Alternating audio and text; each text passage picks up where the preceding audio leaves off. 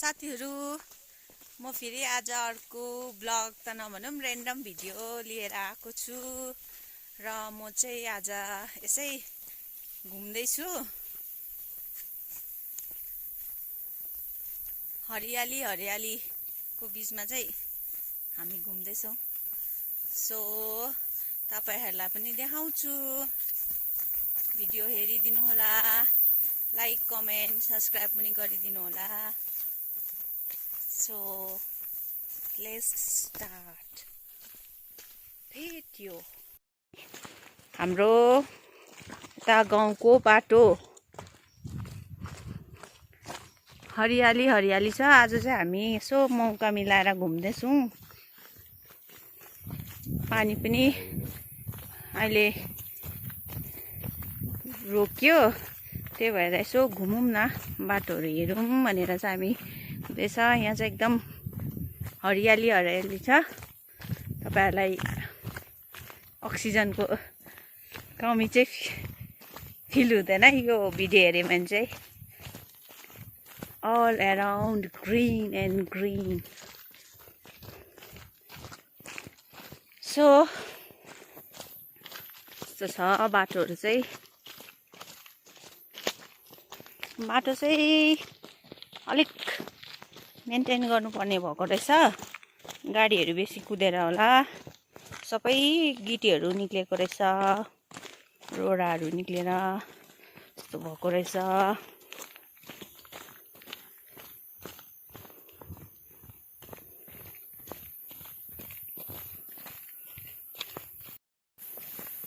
हामी चाहिँ एकदम ओह्रालै जाँदैछौं।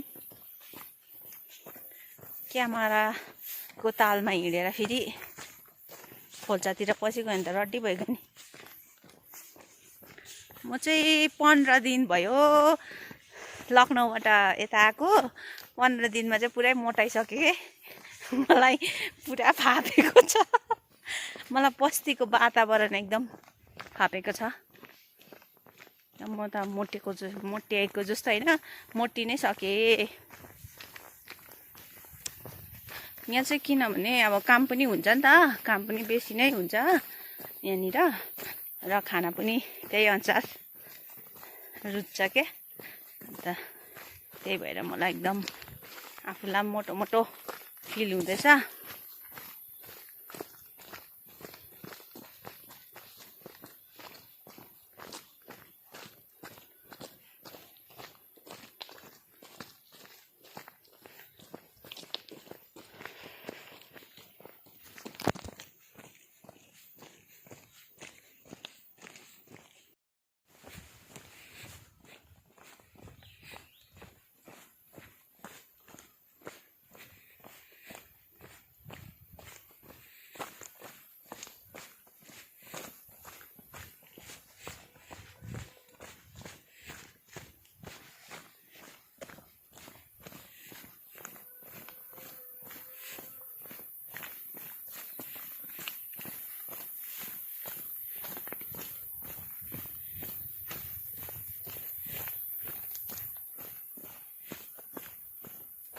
योहरूले पनि सबैलाई फुल्छ नि होइन, यो पहिला फुल्छ नि।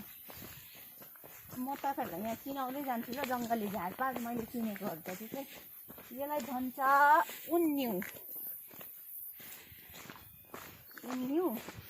मैले चिनेको जति चाहिँ चिनाउँछु है। यसलाई भन्छ झिङ्गुलीको घाँस। यो घाँस चाहिँ पहिला मेरो मम्मीले बाख्रा पाल्दा काट्नुहुन्थ्यो। That's I know. यसलाई भन्छ खरानीको घाँस। यो खरानी नै हो। ओ दिस इज नट खरानी, सरी, यो खरानी हैन।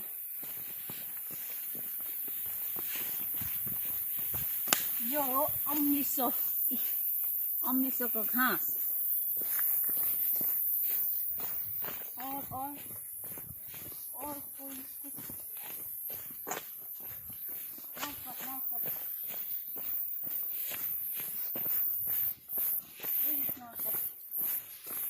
यो है नौकट। त्यहाँ चाहिँ म अलिक जाँदिनँ, जुगा लाग्छ होला कि, तर पनि यो चाहिँ नर्कट है, नर्कट। यो चाहिँ पिपलीको उयो घाँस भन्छ यो मलाई थाहा छ यो पहिला पिप्लीको रुख भन्छ यो चाहिँ पहिला हामी क्या मम्मीसँग जान्थ्यो क्या म पनि घाँस काट्न जान्थेँ मम्मीसँग बोक्नु मम्मीले काट्थ्यो म बोक्थेँ हाम्रो पराबारीमा हुन्थ्यो क्या यो पिप्ली यसमा म कन्फ्युज छुइनँ कन्फर्म दिस इज पिप्ली अर चिनेको त चाहिँ म चिनाइदिइहाल्छु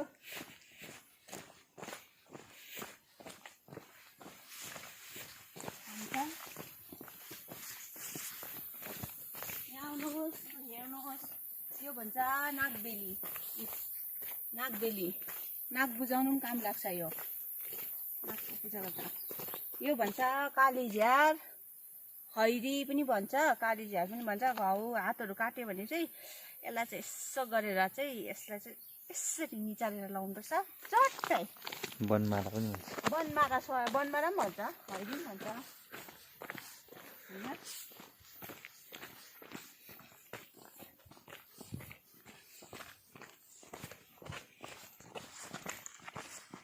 यो चाहिँ पोइजन हो यो चाहिँ गाईहरूलाई पनि दिनु हुँदैन कसलाई पनि बाख्राहरूलाई पनि दिनु हुँदैन यो हामीले छोएर यसो गरेर उयो गऱ्यो स्मेल गऱ्यो भने पनि डरलाग्दो बदबुदार गराउँछ एकदम बदबुदार हुन्छ म चाहिँ आज तपाईँहरूलाई जङ्गली झ्याल त चिनाउँदैछु ल मैले चिनेको जति चाहिँ मैले गलत चिनाएँ भने कमेन्टमा लेख्नु होला त्यसको सही एन्सर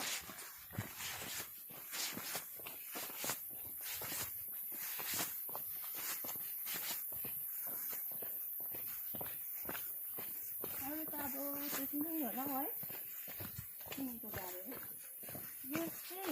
यो निचो गर त यो चाहिँ यसमा चाहिँ ऐँस्यालो फल्छ क्या बेरी नै फल्छ तर खानु चाहिँ हुँदैन भन्थ्यो तर हामी चाहिँ केटाकेटी हुँदा त खान्थ्यो यसको पुरा यसमा फल्थ्यो क्या ऐँस्यालो यहाँ लागेको पनि रहेछ तब सो यस्तो ऐँस्यालो लाग्थ्यो नि यो के हामी त पुरा खान्थ्यो सानोमा त केटाकेटी हुँदा चाहिँ खानु हुँदैन साँपले खाएको हुन्छ साँपको जुठो भन्छ तर हामी त खान्थ्यो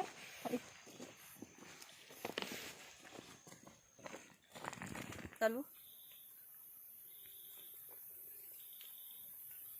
be wild and beautiful like सुनखरी कति मजाले भएको रहेछ हौ है साह्रो चाहिँ यसरी कुदेर उकालो जान्छ है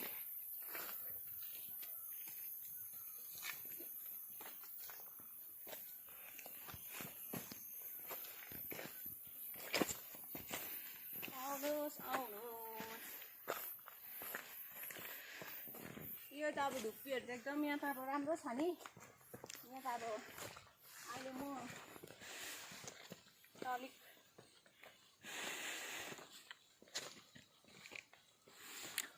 यस्तो ठाउँतिर चाहिँ कहिले कहिले भिजिट गर्नुपर्छ हेल्थको लागि पनि राम्रो हुन्छ एकदम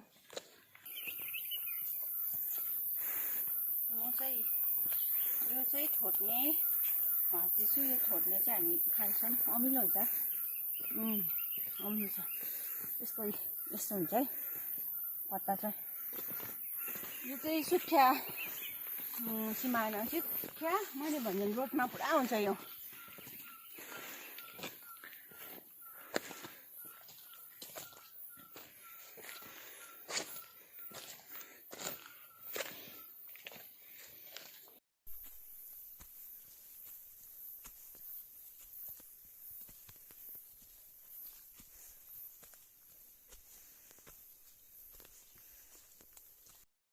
आउँदा यस्तो दामी यस्तो प्लान्ट हो म प्लान्ट भेटाएँ यहाँनिर तर मलाई यो राम्रो लाग्यो यो चाहिँ म घरमा लगेर यसमा चाहिँ छैन रहेछ हेर त हो यसमा चाहिँ कलर चेन्ज रहेछ है यो चाहिँ अब म घरमा लगेर पटमा हालेर राख्नेछु मलाई चाहिँ प्लान्टहरू देख्नु हुँदैन म त जङ्गली होस् कि के हो म सजाइदिइहाल्छु फेरि यसमा आएको रहेछ हो आज देखेँ यो लहरा चाहिँ हामी चाहिँ यसो गरेर टिप्थ्यो नि सानो हुँदा अन्त चाहिँ यसरी लाउँथ्यो क्या यो चाहिँ यो भित्रको चाहिँ मेहन्दी हो भन्दै हामी यसरी हातमा अब यस्तो गर्थ्यो क्या यो पत्ता लगाइसक्यो हुन्छ क्या पत्ता